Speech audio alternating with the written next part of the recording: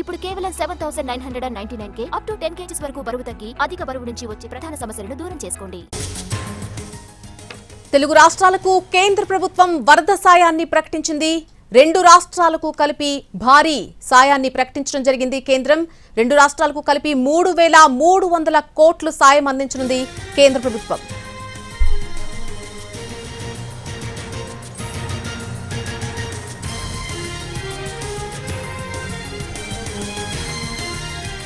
తెలుగు రాష్ట్రాలకు భారీ సాయాన్ని ప్రకటించింది కేంద్ర ప్రభుత్వం వరద సాయాన్ని ప్రకటించింది. 2 రాష్ట్రాలకు కలిపి 3,300 కోట్లు సాయం అందించనుంది కేంద్రం.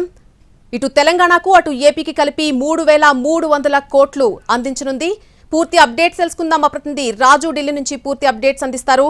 రాజు, నళిని, ప్రస్తుతం ఏదైతే తెలుగు రాష్ట్రాల్లో ఉన్నటువంటి పరిస్థితి పైన ఇప్పటికే కేంద్ర బృందాలు స్వయంగా ఈ రోజు కేంద్ర మంత్రి శివరాజ్ సింగ్ చౌహాన్ సైతం రాష్ట్రాల్లో పర్యటిస్తున్నటువంటి పరిస్థితి కనిపిస్తుంది.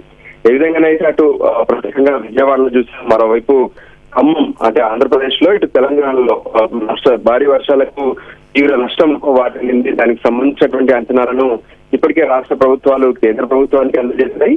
ఒక పక్క కేంద్ర బృందాలు సైతం రాష్ట్రాల్లో పర్యటించినటువంటి పరిస్థితి కనిపిస్తుంది.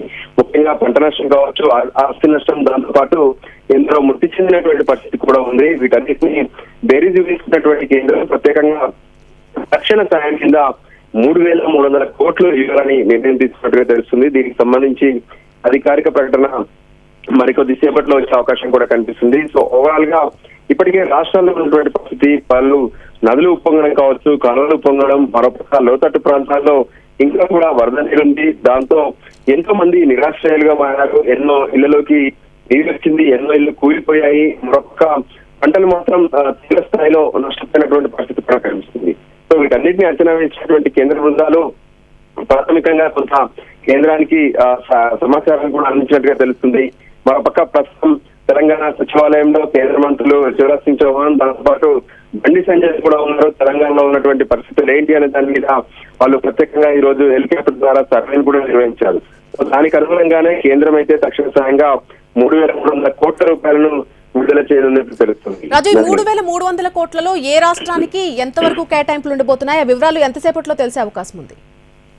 ఖచ్చితంగా ఇప్పటివరకు తీవ్రతను బట్టి, అంటే వరద ప్రభావిత ప్రాంతాలకు సంబంధించినటువంటి తీవ్రత, దాంతో పాటు రాష్ట్ర ప్రభుత్వాలు ఇస్తున్నటువంటి నివేదికలు, కేంద్ర బృందాలు కేంద్రానికి ఇచ్చినటువంటి ఏదైతే నివేదిక, వీటన్నిటిని బేస్ చేసుకొని 2 రాష్ట్ర ప్రభుత్వాలకు కూడా వేరువేరుగా ఈ 3,300 కోట్ల నుంచి నిధులను కేటాయించే అవకాశం కనిపిస్తుంది. అయితే దానికి సంబంధించి 1-2 గంటల్లో అధికారికంగా కేంద్రం నుంచి ఒక డాక్యుమెంట్ కూడా రాష్ట్రాలకు పంపించే అవకాశం కనిపిస్తుంది. లేదంటే ప్రస్తుతం రాష్ట్రాల పర్యటనలో ఉన్నటువంటి కేంద్ర మంత్రులు సైతం ఈ అంశాన్ని వివరించే అవకాశం అయితే కనిపిస్తుంది.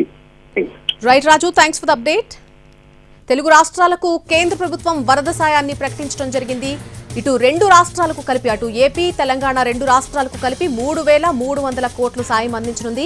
ఇప్పటివరకు ఈ అంశానికి సంబంధించి ఇంకా అధికారిక ప్రకటన రావాల్సి ఉంది. ఏ రాష్ట్రానికి ఎంతవరకు కేటాయింపులు అనే దానిపై కూడా మరికొద్ది సేపట్లోనే ఒక అధికారిక ప్రకటన వెలువడనుంది.